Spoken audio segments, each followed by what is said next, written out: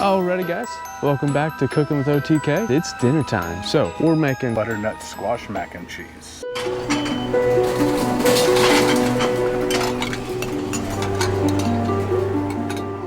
So first things first, some butter, and of course, butternut squash, and yes, we're using frozen cubes because it is so much easier. Some fresh thyme, and we got a cheddar cheese and smoked Gouda.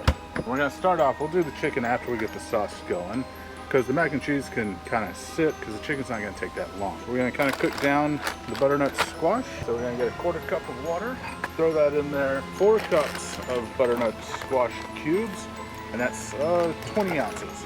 So 2 of these 10-ounce bags are perfect. And there it goes.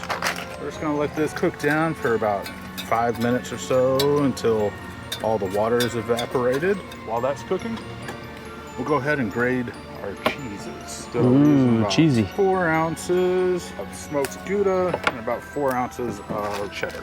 Smoked Gouda is like my favorite cheese, especially for macaroni and cheese. We used to do a pepper jack smoked Gouda mac and cheese. Cool. I'm just gonna take and grade some cheese. And the reason I'm grading it in a bowl is you can see we're outside and there are flies, pesky little things. So we're gonna get this all grated and then I'll stick it back in the cooler until we need it. Just grating some cheese. I wish they didn't put anti-caking on shredded cheese. This tiny little box grater, it's done great. Oh man, that was a good one. I wish I would have said it. I almost grabbed that piece. You could have. I had it out for you. Smoked Gouda. Man, it just has such a unique flavor. You want to kind of stir those squashes around? Yeah. All right. Now we got the cheese grated. Squash is cooking right now. So we're gonna go ahead and start our pasta water. This is a cool new butane stove that we're trying out. It has like 11,000 BTUs. It has 3 little tiny burners. As you can hear, it sounds like a jet engine. And it works pretty dang good. I mean, we already gotten our water and we pre-salted it. So we did add probably about 2 to 3 tablespoons of salt in the water.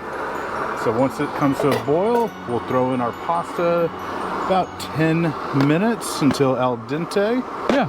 And then we'll strain it. Save a little bit of pasta water in case you need to thin your sauce. Exactly. All right, we're gonna tend back to our squish. It's almost there. Turn it down just a smidge. You gotta multitask. So to this, we're gonna add 4 tablespoons of butter. It's nice and sharp cut in my butter wrapper. Now we'll let that melt. And we'll add some flour and start making a roux. You'll rue the day. What's going on? My tooth is getting tangled up. What? Your teeth? My big tooth. All right, so we're getting this butter all melted with the squash. See, it's breaking down, and that's just fine because we are going to throw it in a blender and really smooth it all out. Let's go ahead and get our flour ready. We're using a 1/4 cup of flour. Basically, good way to remember when you're making roux. It's a 1-to-1 ratio. So 4 tablespoons is a 1/4 cup of butter to a 1/4 cup of flour. Sprinkle that in. Get everything coated and cook that for a minute or so we don't have raw flour. Then we'll throw in about 1/2 teaspoon of smoked salt. And of course at the end we'll taste and see if we need to adjust any more. All right, I'm gonna check the pasta water while this is going. You keep juking me out. If it's ready, I'll call you. Now we have our roux, so we're going to add about 2 cups of whole milk. And then we'll add our seasonings. Add this slowly. Don't want it to get all clumpy, adding it too fast. And reserve a little more in case you need to thin it out. There we go. Have a little stir. Let that start coming to a simmer. But then we're gonna add our seasonings. All right, we're gonna add a 1/2 teaspoon of garlic powder, a 1/4 teaspoon of sage. This is a rubbed dry sage. I'd say about 1/8 of a teaspoon of nutmeg. See, it's already starting to come together pretty good. Oh, whoa. You got me. I'm gonna add about a 1/4 teaspoon of black pepper. All right, we're gonna let that kind of cook for about a minute or 2, and then we'll add our cheese. And see, that's how easy making a cheese sauce is. Stop buying that powdered junk. make your cheese sauce. Exactly. It's not only healthier, but tastes way better to make your own cheese sauce. It's okay. We're on separate channels, aren't we? I think so. Are you turned on? Yeah. No, I'm not. It's all right. Well, we can figure it out. All right, you might can hear better. What? So, you probably can hear him better now throughout the rest of the video. Sometimes you forget little things. It's okay. Not a big deal. I was cooking. I was making mac and Yeah. cheese. It's about the experience. So now we have our cheese and our sauce is kind of thickened up. So now we're going to slowly start incorporating our cheese sauce, our cheese to our sauce. Go gentle, add it slowly so it doesn't get all stringy and clumped up. And remember, we are going to be blending this too, so. Yes, it's basically we just want to take it and get it all melted back down. And then we'll let it cool for a moment and we'll throw it over in a blender. And yeah, we have a blender at the campsite. If you have electricity, bring small appliances that make your life a little easier. We do have the hand crank one, but not gonna lie, I didn't want to use it. I don't blame you. All right, that's looking pretty much good. We'll give it a taste for some seasoning. Yeah, it's probably gonna be hot. That's gonna be a good mac and cheese. You can really taste that butternut squash. Yeah. That's the kind of mac and cheese I hadn't thought of before. Yeah, it really works. Good. Yeah. All right. We're gonna let this cool so we don't burn ourselves in a blender, and then noodle time. All right, we can go ahead and load the blender. Yeah. That's gonna be good. They're close It's to recording good. All right, so we have let this cooled off. So I'm just gonna take my cup measure just to help me spoon all this into our blender. Always double check that your bottom's on tight. I've made that mistake before. You were so close to having it nice and pretty, but then you got it dirty. Oh, of course. You did that on purpose. That was on purpose. No, if it was, I wouldn't be cleaning it for you. That's true. Bloop. Yeah, you slapped my hand with a poop. Did you get it all? Yeah, pretty much.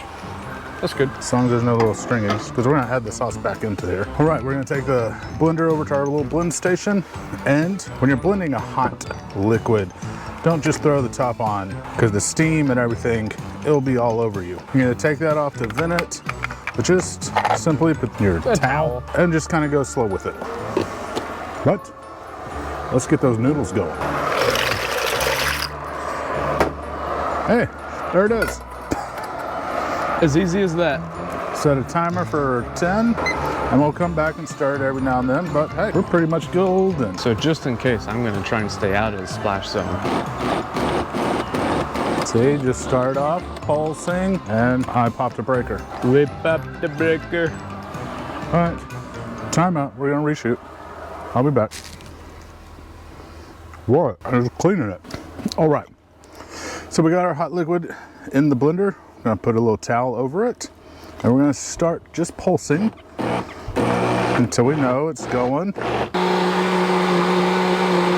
So basically we're gonna do this until we get nice and smooth. There we go. Now, add this back to our pot. Look at that. My God, that smells so good. Yes, it does. It's a little hot, but dude, that's gonna be epic. Dude, that's good. I just hate, that's one thing I hate about blenders. All the good stuff gets left over. Check our noodles. They're coming along. About 5 more minutes. So, all right. Well, we'll see you in 5 minutes. All right. The pasta is done. So we're gonna strain it, reserving a little bit of the pasta water. Gonna have to work really hard for straining it.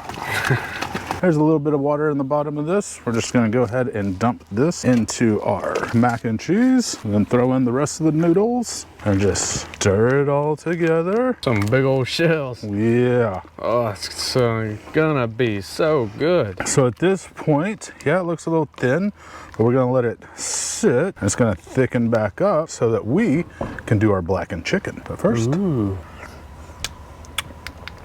that's good. And you don't have to, but it's always nice to make your food a little pretty. All right, guys, that is our black magic chicken with our butternut squash mac and cheese. All right, now, finally, get to taste it. I'm excited. Okay. The fresh thyme garnish, you should do that. That's good.